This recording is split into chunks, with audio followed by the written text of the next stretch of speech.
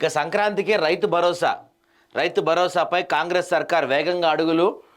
రైతు భరోసా విధి విధానాలపై cabinet sub committee భేటీ.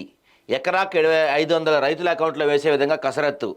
Rythu Bharosa cutoff ఎంత పెట్టాలనే అంశంపై చర్చ. ప్రభుత్వ సాఫ్ట్వేర్ ఉద్యోగులకు ఇవ్వాలా వద్దా అనే దానిపైన కూడా సమాలోచనలు జరుగుతున్నాయి. రైతు భరోసా సంక్రాంతికి ఖచ్చితంగా ఇస్తామని చెప్తున్నారు వీళ్ళు. సో రైతు భరోసాపై చర్చించేందుకు డిప్యూటీ సీఎం బట్టి విక్రమార్క అధ్యక్షతన కేబినెట్ సబ్ కమిటీ మరోసారి సమావేశమైంది. సంక్రాంతి కానుకగా రైతు భరోసా అందించాలని లక్ష్యంతో ఉన్న ప్రభుత్వం ఆ దిశగా కసరత్తు చేస్తుంది. అందులో భాగంగా ఆదివారం రాష్ట్ర సచివాలయంలో డిప్యూటీ సీఎం బట్టి విక్రమార్క ఆధ్వర్యంలో కేబినెట్ సబ్ కమిటీ సమావేశం నిర్వహించారు. ఈ సమావేశంలో రైతు భరోసా విధి విధానాలపై, అదేవిధంగా అర్హుల రైతులను గుర్తించడంపై చర్చించారు. మొత్తం మీద కటాఫ్ 5 ఎకరాలు, 7.5 ఎకరాలు, 10 ఎకరాలు, ఇలా ఎన్ని ఎకరాలకు ఇవ్వాలి, ఎన్ని ఎకరాలకు సీలింగ్ ఎంత ఉండాలి అంశంపై చర్చించారు. దీనికి సంబంధించి 4 ముసాయిదాలు సిద్ధం చేసినట్లు సమాచారం. కేబినెట్ సబ్ కమిటీ పంపిన సిఫారసులను పరిగణలోకి తీసుకొని రైతు భరోసాను కేబినెట్ ఆమోదించిన తర్వాత పథకాన్ని లాంచ్ చేసే అవకాశం ఉంది.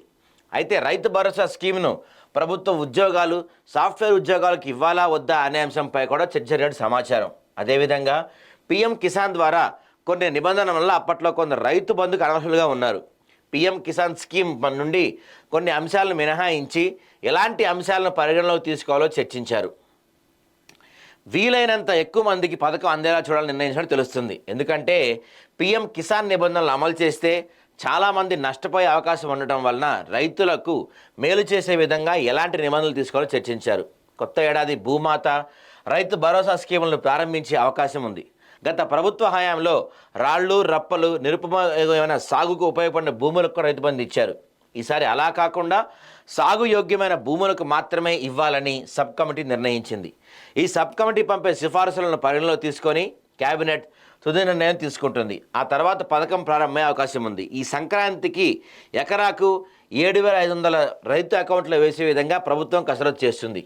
ఈ సమావేశానికి డిప్యూటీ సీఎంతో పాటు మంత్రులు తుమ్మల నాగేశ్వరరావు, దుద్దిళ్ల శ్రీధరబాబు, పొంగులేటి శ్రీనివాసరెడ్డి అధికారులంతా హాజరయ్యారు. అయితే దీంట్లో ప్రధానంగా మనం చర్చించాల్సిన విషయం ఏంటంటే, ఇప్పుడు సంక్రాంతికి రైతు భరోసా ఇస్తామని చెప్తున్నారు కాంగ్రెస్ పార్టీ వాళ్ళు. కానీ మొన్న కులగణన మొదలుపెట్టారు కదా, ఆ కులగణన పూర్తి అయిపోవచ్చింది, దాదాపుగా 100% అయిపోయిందని వీళ్ళు చెప్తున్నారు. కాబట్టి మరి ఆ కులగణన పూర్తయిన తర్వాత స్థానిక సంస్థల ఎన్నికలకు వెళ్ళబోతున్నాం అని చెప్పి వీళ్ళు చెప్తున్నారు. సో మరి స్థానిక సంస్థల ఎన్నికలకు వెళ్తే ఒకవేళ అప్పుడు నోటిఫికేషన్ కనుక వచ్చిందంటే మరి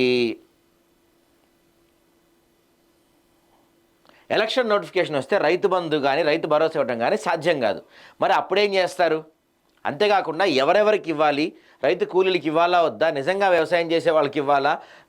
ఇప్పుడు ఎన్నో ఎకరాల పొలం ఇప్పుడు ఫ్లాట్లుగా, భూములుగా మారిపోయినాయి ధరణి దయ వల్ల. మరి వాళ్ళకు కూడా ఈసారి రైతు భరోసా వస్తుందా?